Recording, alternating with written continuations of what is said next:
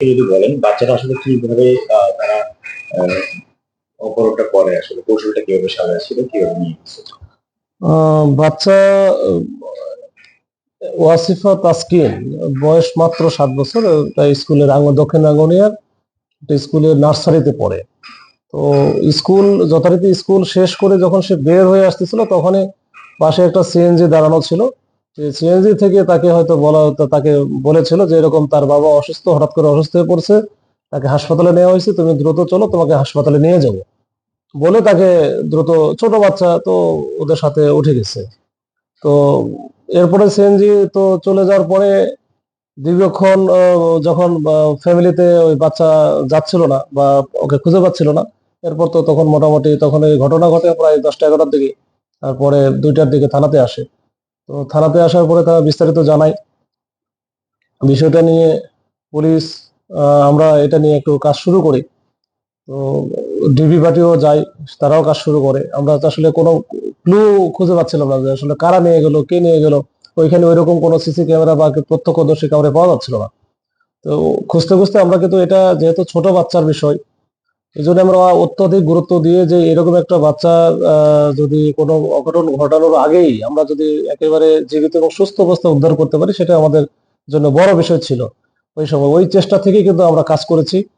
পরবর্তীতে আমরা বিভিন্ন সিসি ক্যামেরা ফুটেজ সংগ্রহ করতে করতে পরের দিনই আমরা একটা সিএনজি কে আমরা আইডেন্টিফাই করি, এবং ওই সিএনজির ভিতরে যে ড্রাইভারের অল্প একটু অংশ আমরা দেখতে পাই, মানে মোটামুটি ফেসটা একটু বোঝা যায়। এরপরে ওইটা নিয়ে আমরা কাজ শুরু করি এবং স্থানীয়ভাবে বিভিন্ন লোকজনের সাথে কথা বলে, যারা এই যে সিএনজির সাথে, সিএনজি চালকদের সাথে যাদের উঠা বসা আছে, এদেরকে আমরা দেখাই।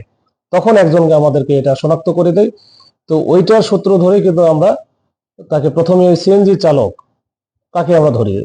এই সিএনজি চালককে ধরার পরে সিএনজি চালক, তখন সিএনজি চালকের সাথে কথা জিজ্ঞাসাবাদের এক পর্যায়ে সে বলে যে এটা মূল যে পরিকল্পনাকারী, যে মূল যে অপহরণকারী, সেটা হচ্ছে ফাইসাল।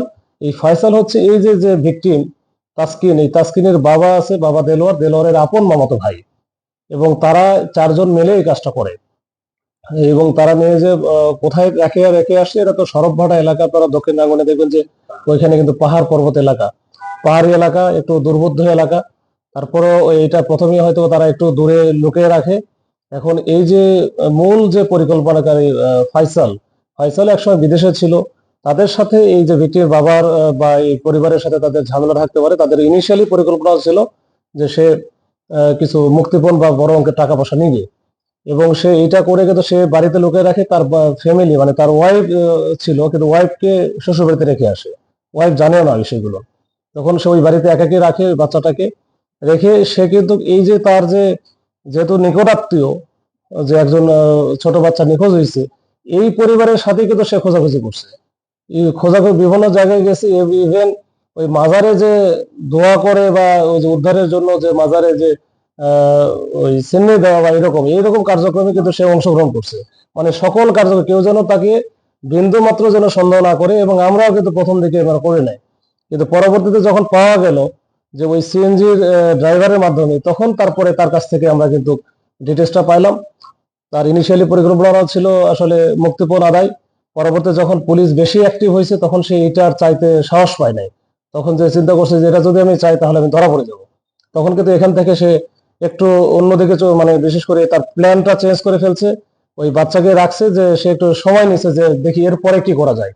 তো আমরা ধারণা করছিলাম যে তার সাথে কথা বলে যেটা মনে হয়েছিল যে সে একটু ইনস্টেবলও, যে আনস্টেবল আর কি।